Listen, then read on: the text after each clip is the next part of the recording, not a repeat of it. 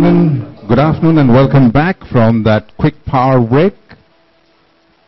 It's been an interesting power break. I can see there's a lot of networking happening. Well, we have also networking immediately after this session, which is a lunch session. So great opportunity to network. They say that if you share lunch over somebody, you really discuss and you really share lots of important things. Well, this next session is going to share something that's very important to all of us as far as business is concerned. It's on decoding private equity investments past or future. We have a panel for this one. It's going to be moderated by Shobhit Agarwal, who is the Managing Director for Capital Markets, Jones Lang LaSalle. May I please request Mr. Agarwal to take his seat right in the center. He brings to the dais a wealth of experience looking after JLL's operations all across Pan-India, over 8 offices, and of course, taking care of funds, inflow, outflow from India, out of India, investments and liaising with banks for investments in the real estate sector, whether it be equity or debt. On the panel, ladies and gentlemen, we have the Managing Director, Indiareit Fund Advisors, Indiareit Fund Advisors. My apologies. Please welcome Khushru, Jijina.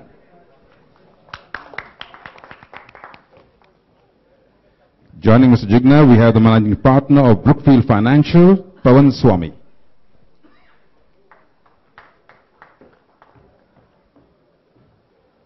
S.K. Maheshwari, Managing Director, Chief Executive, L&T Infrastructure Finance.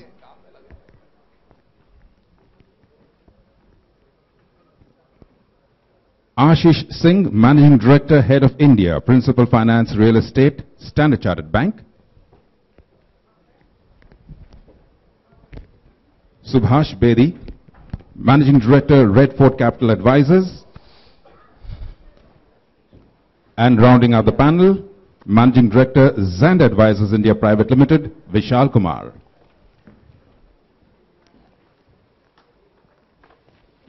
With that, ladies and gentlemen, and once again reminding you that if you just walked in, please ensure your mobiles connected devices are on silent mode, and time permitting at the end of the panel discussion, if there is time for a question and answer at the discretion of the moderator, you can stand up if you have a question. A mic will come around. Please identify yourself and then ask the question.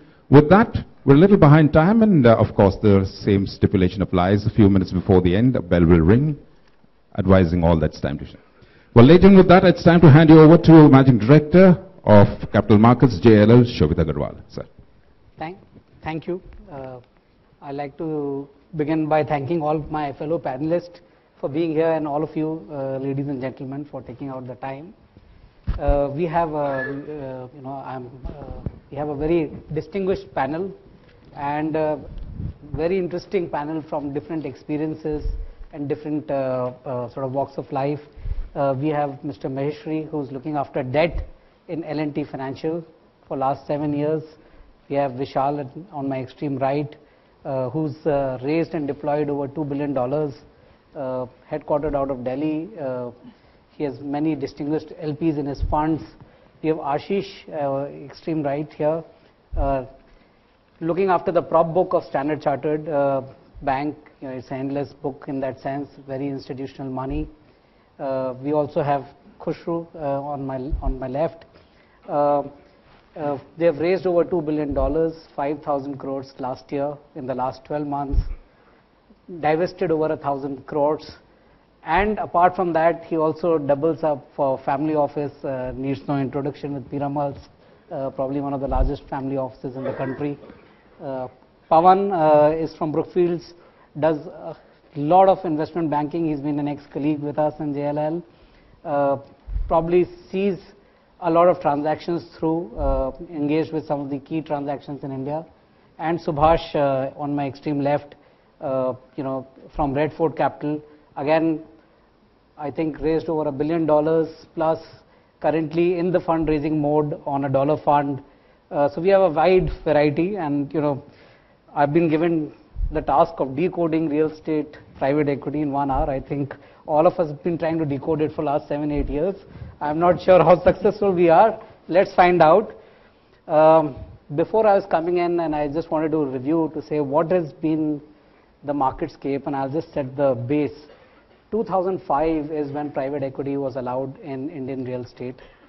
Since then, there's been over 700 transactions 300 developers have received this money, have been beneficiary. 33 cities is where this money is gone, and predominantly is gone in the residential sector. So since 2005 to 2008, I think most of the money was going into development deals. Demographics were in favor, growth was in our favor, people were willing to take equity risk, and that was the flavor. Post 2008, I think people are seeking yield assets and low risk and debt transactions, so high cost debt, mezzanine debt, structured equity. So really the market has rescoped, and I'm going to ask a few questions just to bring into perspective what has changed and how is this market viewed. Are 33 cities going to receive this money anymore? Are 300 developers going to receive this, or has the market deepened in the last 7 or 8 years? So let me start by asking two questions to at least all the equity guys, saying what are the key challenges in deploying and key challenges in raising, because some of these funds are now sort of coming to a natural end of first vintage, that in the fundraising mode. And both questions are linked, because if you deploy well, you will be able to raise well. So let me start with Khushru, who's just raised over 5,000 crores. Sir, what are the key challenges that you find in deploying today? So, I think they come up automatically. So basically, you asked two questions. Basically, yes. The first one was that what has been the experience. That's right. And now what are the challenges? You are right. Both are linked. But let me really take you back a step in 2005. Really, because everyone speaks about it wherever we go around. I'm sure all my colleagues here would agree. Especially when you go abroad, people say that everything has gone wrong, etc. But if you really look at what happened in 2005, 2006, I would first start by both the industries were evolving. First, the private equity in the real estate was evolving, and I would say to a great extent even the real estate developers were evolving. If you really go back, Shobhit, in 2006, what were the developers doing? They were making a building or two small buildings, etc. Right. They had not seen this flood of capital, nor they were really talking about building 1 million square feet or 2 million. They were really small, so it was all getting evolved. Many of the developers didn't really understand what was private equity. So I think without getting into too much of what went wrong, because it was from both sides, I would say, because while many people keep on blaming the developers, I think it was both sides. It was the private equity guys with a lot of money abroad, not understanding, coming with a India story and putting money without really understanding the nuances at the ground level, which real estate is a very local business. So having said that, at the macro level, what went wrong was various things. If I may just list out, one would be I think the way people underwrote the risks was not there. So what I mean is that in terms of the approvals in India, in terms of the exits, in terms of the execution capabilities. To give you one example without naming the fund or the developer, recently I was just studying exactly the same topic. The funds used to invest, invested with a developer in 2006, 2007 with a particular large developer who was actually not even doing 1 million square feet that time, and with assumption that he'll actually do 40 million construction per year. Now it's impossible. Yeah, now if you take those assumptions, obviously you're going to go wrong. As I mentioned, the approvals. Now let's look at townships. Especially the FDI money loved townships, the 100 acres plus townships. But let's understand, township means what? You are your own government, your own municipality, really. You need water, you need electricity, roads, etc. And there is not a single township which can get completed below 7 or 8 years. It's not possible, and your fund life is 7 years. So that's where it went wrong. Backing developers just to aggregate the land, we went into the valuation game. So all those things, I think, are the learnings today. And that is where the challenges is coming, because when you go abroad to raise money, people are asking these very same things, that we have not got our money back. And that is why it's becoming very challenging, for sure. Coupled with that, I think if you look at it beyond the real estate sector, what has not helped us raise money in the last 1 year or so is, I think, the way our economy has performed, or the way the government regulations, there's no clarity. We keep on changing the rules, and that has affected. So obviously the India story which was there is not there today. But having said that, if I may, even though you've not asked, there is a silver lining today, because in the last 6 to 9 months, what we have seen is that unlike in the past where everybody wanted to put the capital, there are large LPs, or I would say pension funds, and in fact, you know, we have tied up with Canadian Pension Fund, who are ready to invest into this country in terms of understanding it, and then have patient capital, who say that I would like to be in India for the next 10 to 12 years or 15 years. So that is what we are seeing. I think Ardia's deal with Kotak is another example. Yeah. So I see that, I think, at least in the short term, happening. I'd like Subhash, yeah. Not that anything that he said is wrong, but you know, I think we self-perpetuate this myth or this phenomena that what went wrong. The reality is nothing went wrong. The people who are in the room today, 8 out of 10 things they did was right. Okay. What went wrong is there was a capital markets process where the winners and losers got differentiated. Okay. Now, in terms of people who knew what they were doing and didn't know what they were doing. Okay, but the people in the room today, nothing went wrong.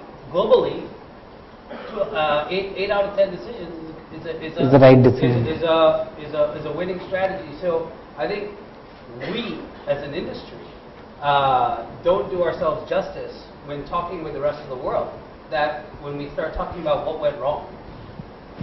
So we highlight. You are saying we highlight the wrong things too much and punish ourselves a little bit more. But as an industry, we have delivered. And you're absolutely right. We've done some analysis, and Pawan probably can add on this. We tracked some of these exits, and we accumulated about $5 billion of actual money has gone back out of 14. Obviously, for reasons mentioned by Khushru, things have got delayed, whether it was the approval process or the execution challenges. But money is going back, and people are in the money.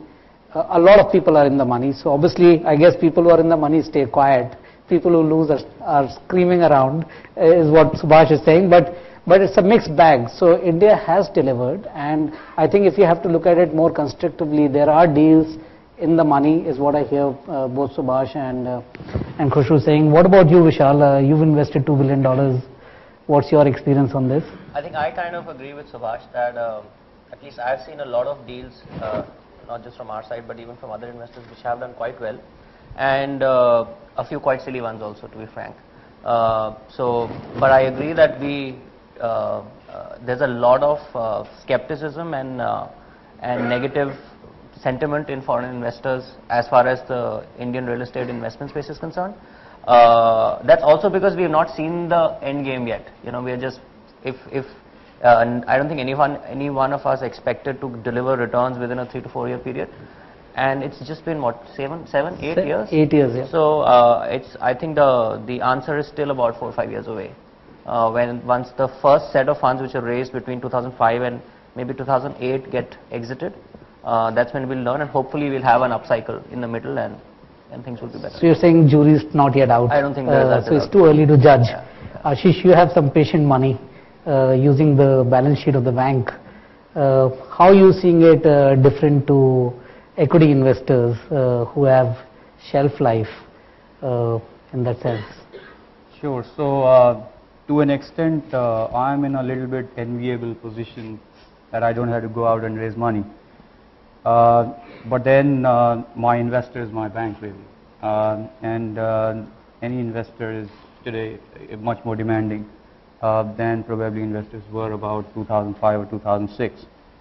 But I kind of agree with most of what is said, except that I believe that we sort of as a market and as a country, we have a tendency to get a little ahead of ourselves whenever something new is opening up or whenever something new is happening.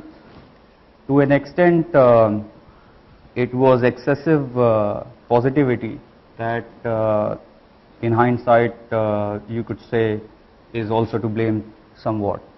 We thought that market is very liquid, there's infinite demand, there's infinite ability to execute, to take Khushru's example, and there is, if nothing else happens, if you don't come up with the cash in the business, you will have somebody else coming and buying your position, which also failed to happen. But just coming back to us, We believe that, so there are really different kinds of investors playing the market today. And also I agree to the comment that the markets have separated the long-term guys from the short-term guys clearly.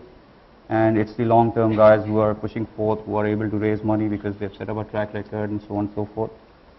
Sentiment does seem to be improving for raising money, apparently.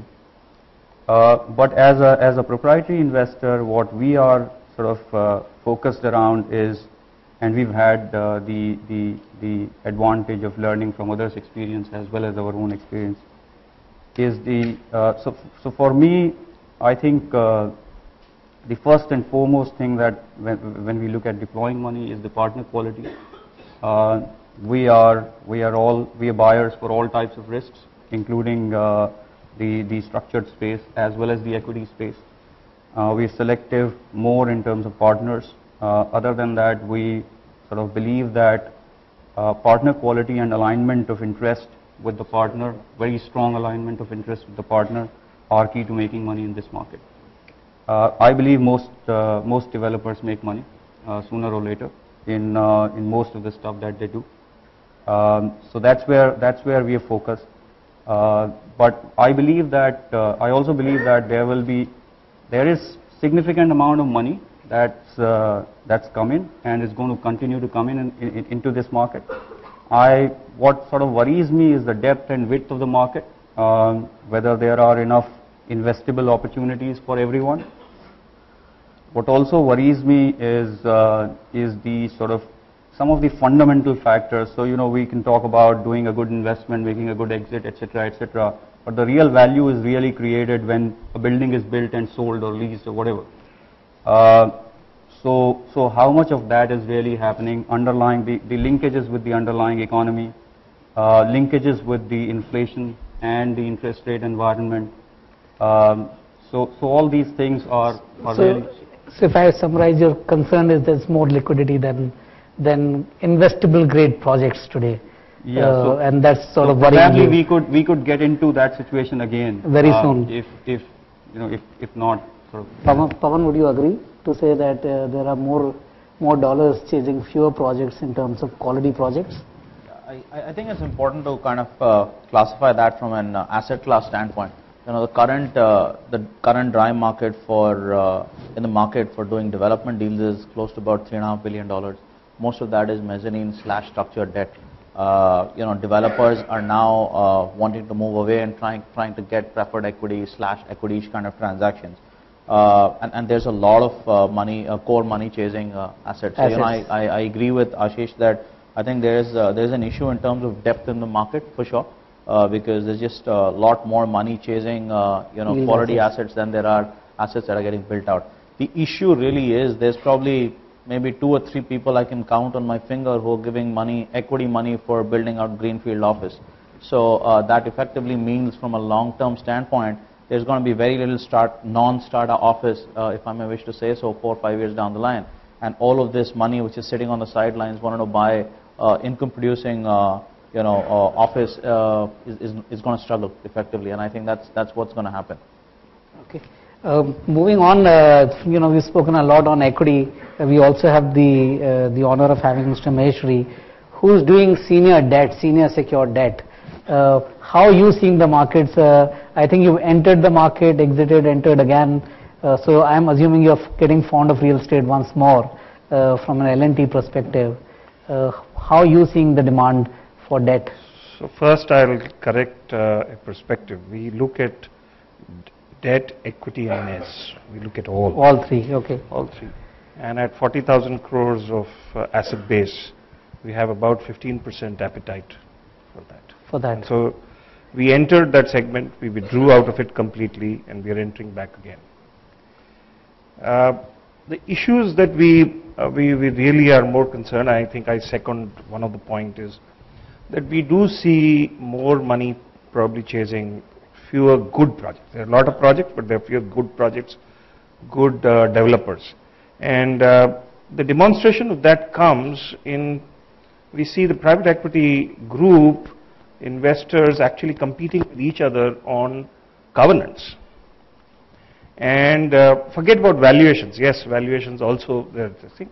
And I think my worry is that we are trying to, the group is going to finally hurt themselves in the sense, this over exuberance in trying to get a deal, close it quickly, get the valuation out. So a whole lot of issues. For example, we haven't seen private equity funds probably.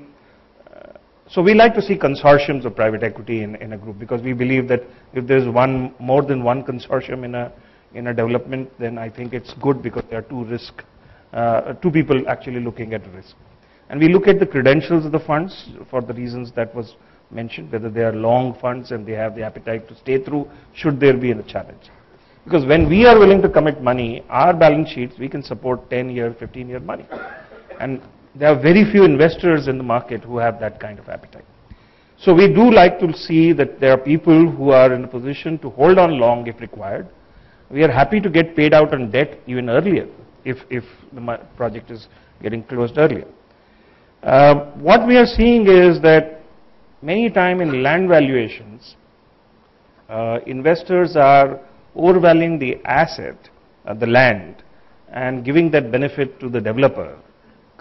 Consequently, he's already made his money. There's no skin in the game, and so it's only he's going to make more money. And if he doesn't make more money, it's the real estate, the private equity investors who are going to lose, because they probably have now 75% skin in the game. The developer has only 25. I think that to us is a major concern. We like to see a balance. We like to see that developers have at least 50% skin in the game. And there may be a valuation given out on land, but if he's taken the money out, that to us is a question mark. I mean, he's entitled to that money, but it should stay within the project till everybody's made money. I think that to us is a very important thing. The other is, there is an upside ratchet that many of the private equity investors build in what I call a structured equity, which is to say, up to this much amount, say 25%, we will share the money equally, and after that everything is yours. Now this works completely differently when it's reverse. The guy is going to make no money, because your project is probably going to have only 10%, so he has no skin in the game, he has no interest left in the project. What I think is, a lot of these things are essentially structural. We are also seeing that there are more problems when there are holdco investments than project co-investments. So I think, essentially we are quite bullish on the segment. We think there is a lot of money possible, both in all the in all the products that we are talking of, equity, mezz and debt. And we like to take in a project all kinds of things. We don't really see any conflict, because we are long-term investors.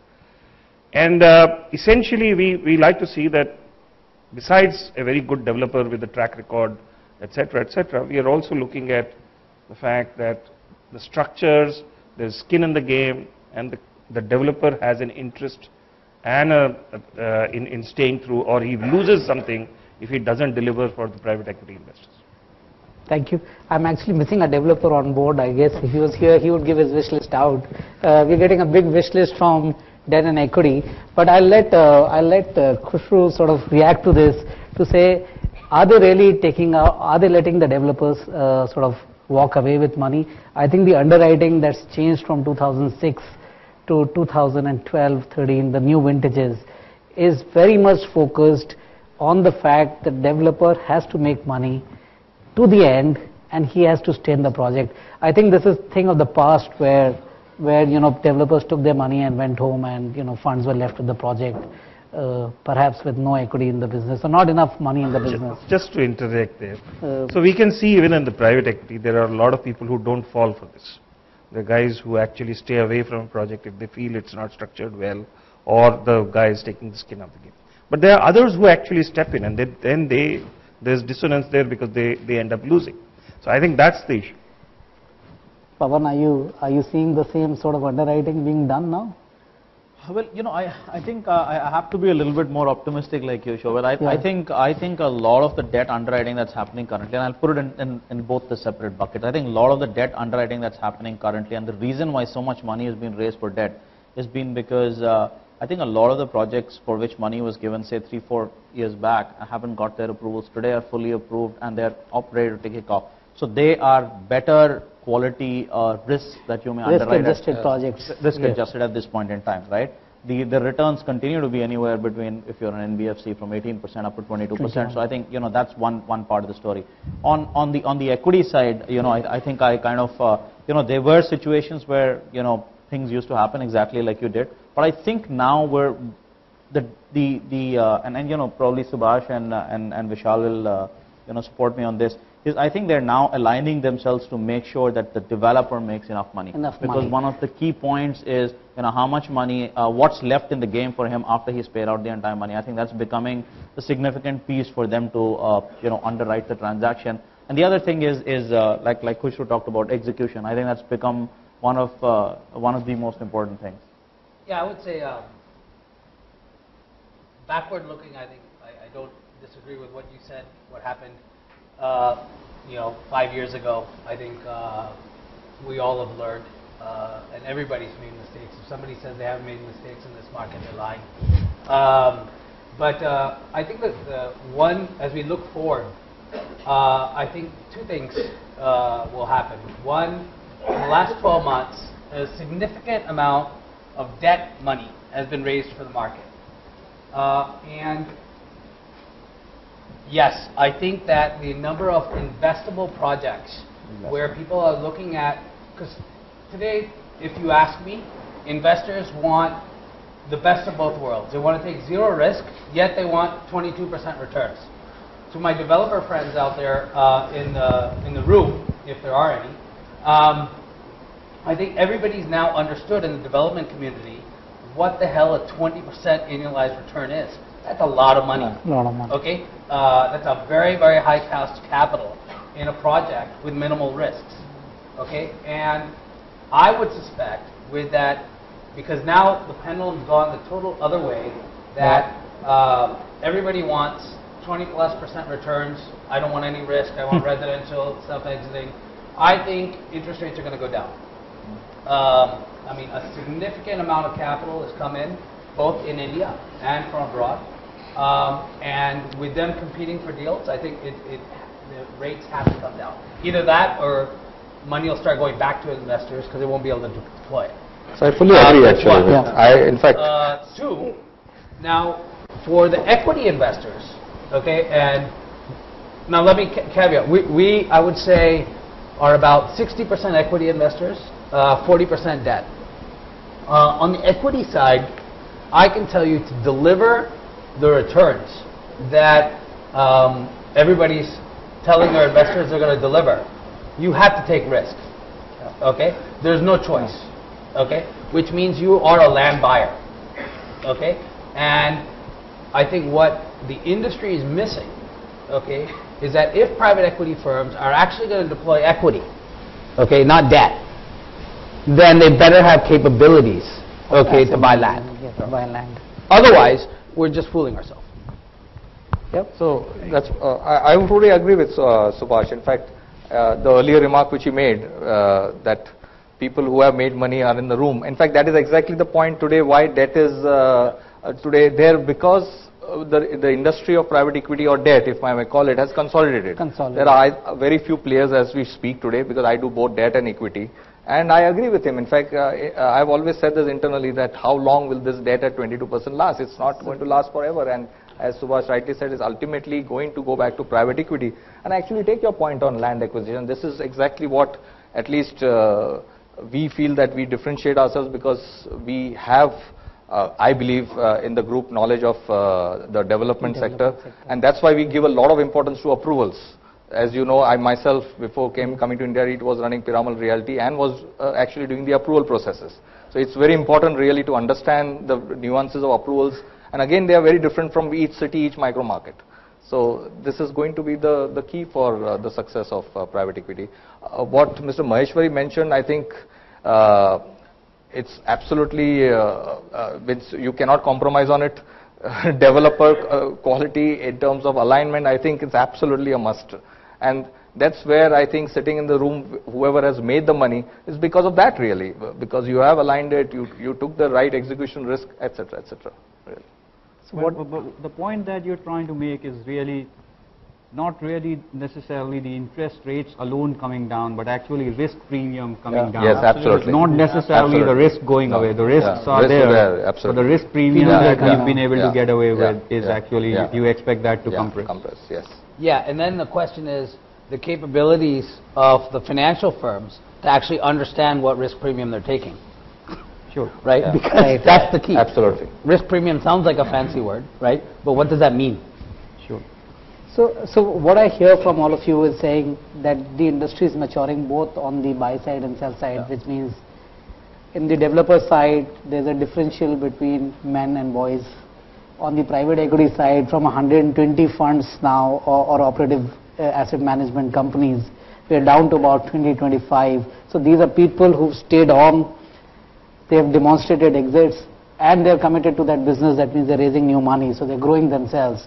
So really all the guys who are trying to remote control this out of US, Europe, have all disappeared to that sense, right? So it is not something that you can remote control.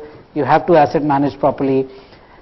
So which leads me to the next question, and I've mentioned very briefly that there were 33 cities that received this $14 billion.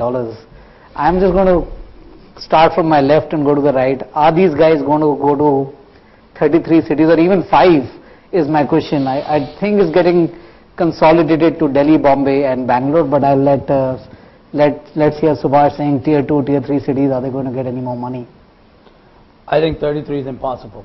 I think that even if we had the willpower to do so, even if all the dynamics in 33 cities make sense, at least for our formula, I mean, we all know that India is a very local, Indian real estate, more so than any market that I know of, is a very local story, okay? India is more kind of similar to the European Union than, for example, the US, right? Every state has a different language, consumer preferences are different, approval processes are different, the developer bases are different, and so for any firm to underwrite a city, it's a different skill set. And so for a firm to say, I can underwrite more than 10 cities, I think is very, very challenging. Very challenging. Okay, I won't say it's impossible, because some of my colleagues may be doing it. But more than the underwriting side, I think, you know, the way that we've been successful is literally taking the role of a co-developer. Okay, whether we put debt in or equity in, we actively are involved at an operational level in each project. So for us to be actively involved in that many cities, again, we're a smaller firm and it's impossible. Okay, today we've got investments in about 6 cities. Having said that, I think the last few years we've only done Delhi and Bombay, and there's no real need for us. I mean, call it lazy or call it whatever you want, but there's enough opportunities in the 2 largest markets in India, so why bother? So you're saying there's enough depth in 2 markets for what we want to do, and you'll continue to focus. Pawan, how are you seeing it? What are your clients telling you? So I think couple of things. I think we need to step back a little bit, Shobhit. I think it's important to understand where is this money coming from. Who are you raising this money from? Domestic money comes from HNIs, and foreign money is there's been a shift in the kind of LPs that have been giving money, right? Clearly, if you're going to go to someone and say, I want to do stuff across asset classes, across cities, you're not raising that money. Simple as that. I think those days are gone. The second important thing is, you know, and Khushru can add on this, I'm sure that, you know, when these pension funds, sovereign funds are coming in, I think capital is getting controlled a lot more. They want to at least know the buckets in which you're going to be playing. So if you have a specific story and you can sell the story to them saying, you know, these are the cities I want to do, this is the kind of asset class I want to do. And I think there's examples on this panel of GPs who've done that very successfully. They've been very clear about what they want to do. The LPs have come back to them again and again because they like what they're doing, rather than just, you know, just kind of spray and say, I'm going to just put money everywhere and we'll figure out what's going to happen. So to answer your question, I don't think money is going to 33 cities. Pretty clear about it, right? And I think it will be hard for GPs to get approvals on going into tier 3, tier 2 in non-liquid asset classes. Simple as that. The one last thought that I'd want to kind of leave is that it's important to know that a lot of the LPs are now controlling capital a lot more than they were earlier, and not necessarily correct, because there's still a lot of people in this country and fund managers who understand real estate much more deeply than they do. Agreed, there's a lot of stuff that's happened, but I think we're getting into a situation where there's a lot of separate accounts and managed accounts. 70% of this, 70% of this $3.5 billion is actually a separate managed account and not necessarily funds where there's a bunch of people coming. By the way, don't mind it, but I think that's a disaster. Yeah. I think it'll be 2007 all over again. Yeah. You got people sitting in New York, London, Hong Kong, controlling these managed accounts, don't know anything about India, and they're on the investment committee. It's going to be 2006 all over again. Right. You are in a very unique situation where you've raised both domestic and very large domestic and the international fund. And what I hear Pawan is saying is that strategies are becoming more focused, funds are becoming more specialized, and of course limiting themselves to a few markets, as Subhash mentioned. I think you're also uniquely placed because you have multiple offices, you're a very local firm, right? And your depth in the market is different. Would you have a different perspective to this? So, like Subhash said, I'm fully with him because it's a local game. I mentioned in the passing about the approval process that I believe I understand something about Mumbai market, but I do not understand as much as my local guy there in Delhi. Yeah. So today we are in 5 cities. Why are we in the 5 cities? Because we believe in those cities, which is Mumbai, Delhi, Pune, Bangalore, Chennai.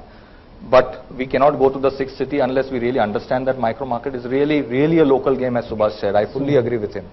And then I need my local team really, because unless you have your local strong team, we are not comfortable. And again, as he said, we are very happy in these 5 cities. We are getting enough deals. Coming to Pawan's point, I wouldn't say I disagree, but I would say we have not faced this. For example, Canadian Pension Fund really doesn't dictate.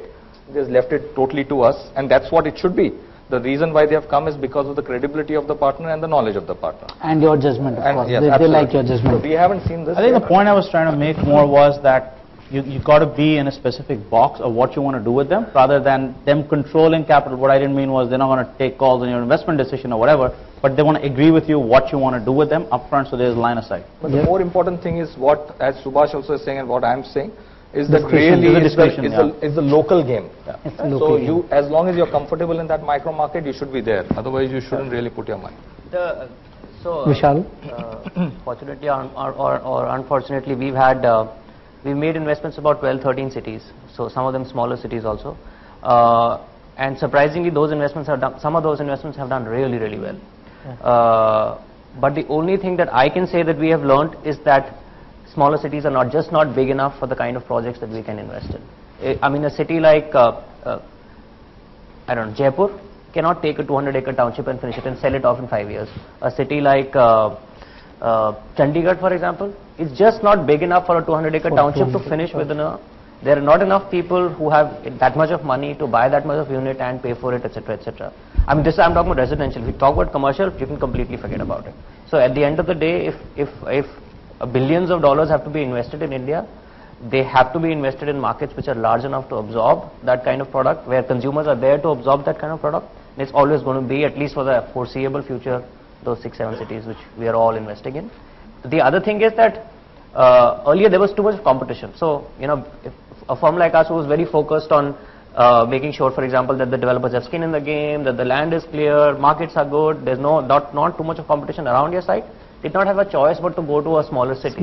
Today there are only 4 or 5 players, so there's not that much of competition for every deal. So if Subhash or us or Khushru wants to invest in Bombay, Delhi, there are enough deals available to invest in those cities. So then it obviously doesn't make sense. But if the market really goes haywire again and we are back to 2007 and there's $10 billion coming into India, you will see everybody again going to Jaipur and Lucknow and Vishal, can I ask you a different question? I think amongst this panel, you're the only sort of fund who's invested in retail and hospitality. How how do you feel? What has been your experience, and would you think that these opportunities will deepen and grow? Will you continue to invest more towards retail and hotels? So let me speak about retail first. I mean, at the end of the day, basic economics have, at least in our case, won in almost in most of the deals that we have done. If we selected the site properly, there was enough catchment around the site, we built the right product, of not too big, not too small, we got the right tenants, we have done really, really well. So for example, we recently opened a mall in Surat where we have, you know, Zara, and even for example, companies like Bottega Veneta, those brands, Genesis brands wanted to open their stores. That mall is doing really well because it's the only mall in the city. Surat is 6 million people with no product to support them. So every tenant is lining up, they're doing pretty well, etc., etc. But there are where we erred in any one of those things. For example, the partner was not good, or the location had too much competition around it, and there have been, you know, everybody makes mistakes. It's not been the same success story. So our belief is that India has a lot of potential for organized retail space, especially in not so mainstream centers, and there is no retail infrastructure for retailers, and you should ask retailers how badly starved they are for space, and if you can deliver the right product, you can do really well. But it's obviously a very tough business. It's very operationally intensive, and you need to have a large team to handle it. So how about you? Are you underwriting debt and equities in smaller markets? So I think we are in probably more number of cities and towns, and we have the capability to understand more number of places. But I agree with what has been echoed by Subhash and others, that this is essentially a fairly local game. So as L&T, we have fairly good understanding of real estate and infrastructure in most of the states, and probably have some presence. But then from a financial investment standpoint, I think our understanding of all the micro markets may not be the same. So we've chosen to stay with select markets where we are comfortable, or with select developers. In the long run, I would agree that I think absorbency of the capacity we are creating, or the space that is creating in these macro markets, is something that has to be looked at. If you are looking at a project that is going to actually change the market size in a particular area, then I think it becomes even more difficult. And our perspective on retail is actually, we're saying real estate itself is a very micro market driven, and retail is another element of micro market risk. So you multiply these two, I think we increase the level of risk. So we normally try to stay away from retail, at least that's our view at the moment, and would look at, once they're getting established and there is some track record coming in, then we are willing to take out others. So I think we are very selective in our approach. We think there is money to be made. We are very patient capital, and we are modest about the gains we want. We don't want to make an earthly amount of money. In fact, if we find that there are developers who are actually looking at making 25% return, we say maybe that's a project we don't want to get in. Interesting. Last word from you, Ashish, and we're going to open the questions, the panel for question and answers. So I think, everything that has been said on this, I agree with.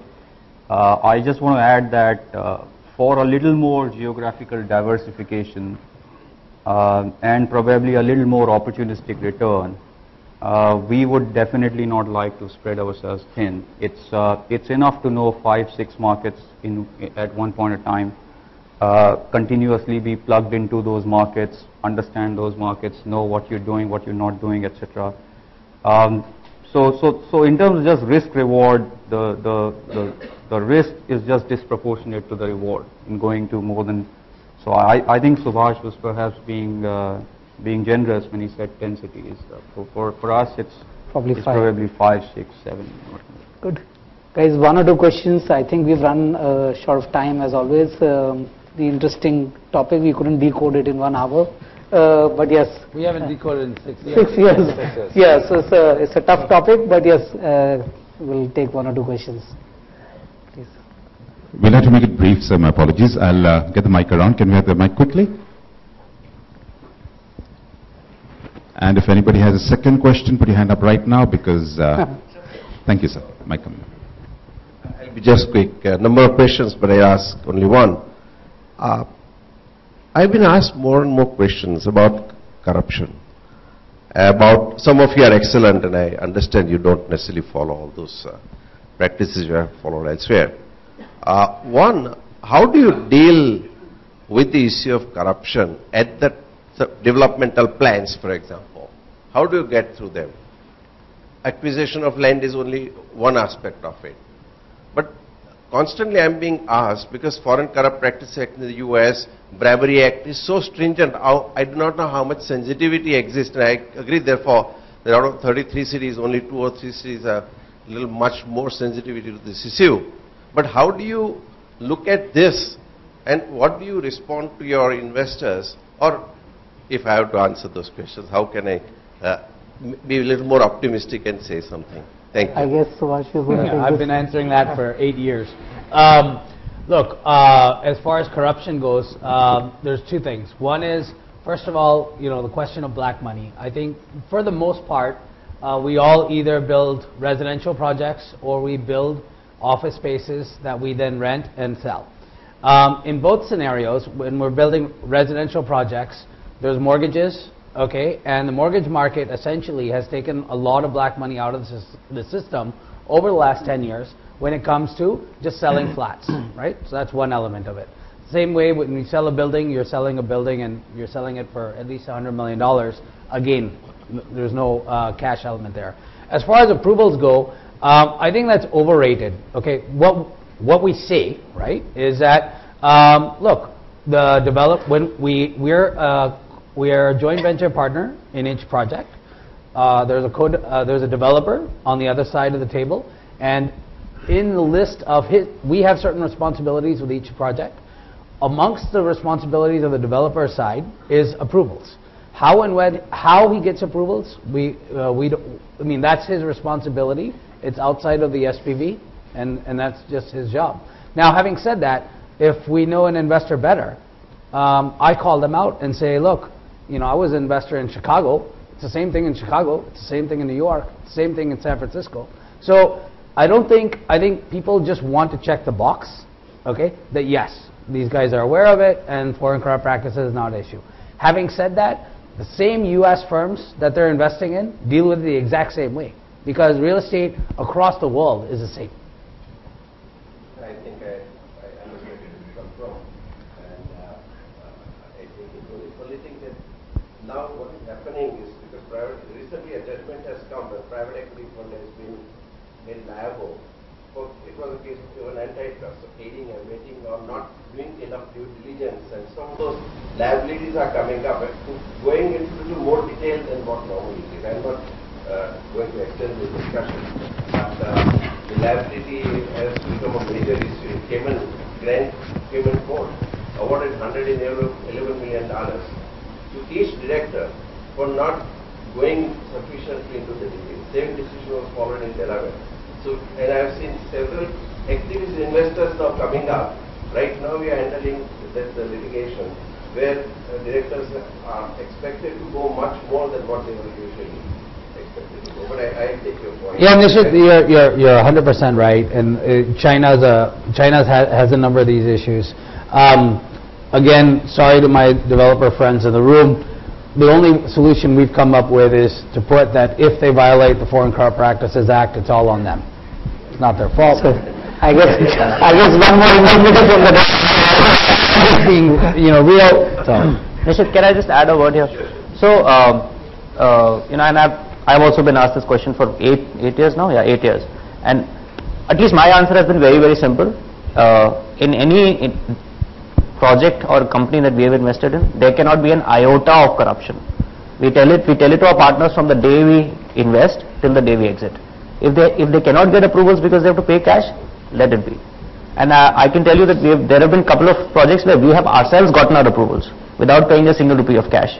It may have taken us 6 months more, a year more, but they still have come.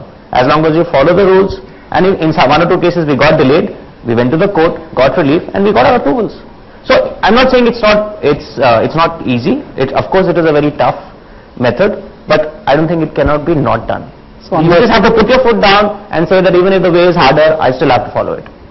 And I think that discipline, at least I have seen, even slowly imbibing into our partners as well. That they don't want to take the easy way out, and they are ready to push and get it done the right way. On that optimistic note, I'd like to thank you all. I think we run out of time. Thank you all for being here, and to the audience for listening. I guess the panelists are available off stage. If anybody has more questions, you can get to them. Thank you all. Mr. Agarwal, of course, we all know that speed money works. The organizers pay me to speed things up. May I please request Mr. Agarwal to present mementos to our panelists, starting off with the gentleman to the extreme right of the audience, Mr. Subhash Bedi, Managing Director, RedFort Capital. Moving on to Pawan Swamy, Managing Director of Brookfield Financial. Khushru, Jijina, Managing Director, Indiareit Fund Advisors. On to Ashish Singh of Standard Chartered Bank. Photo opportunity. And moving on to Mr. Maheshwari, Managing Director, Chief Executive, LT Infrastructure. And last but not the least, Managing Director, Xander Advisors, Vishal Kumar. May I please request Rishi Kapoor, who is the Sector Head, ETH, to please step up on stage and present Mr. Agarwal with a memento for a very commendable job and a great discussion. Good questions from the audience. I wish we had a lot more time to indulge in that. Time's short. May I have a memento photograph, Mr. Kapoor? All the panelists, Mr. Agarwal. The legend, please give them a big round of applause. They've given us a lot to think about, a lot to discuss over lunch. Before you head for lunch, I got to tell you that Mr. Agarwal did say, what separates the men from the boys.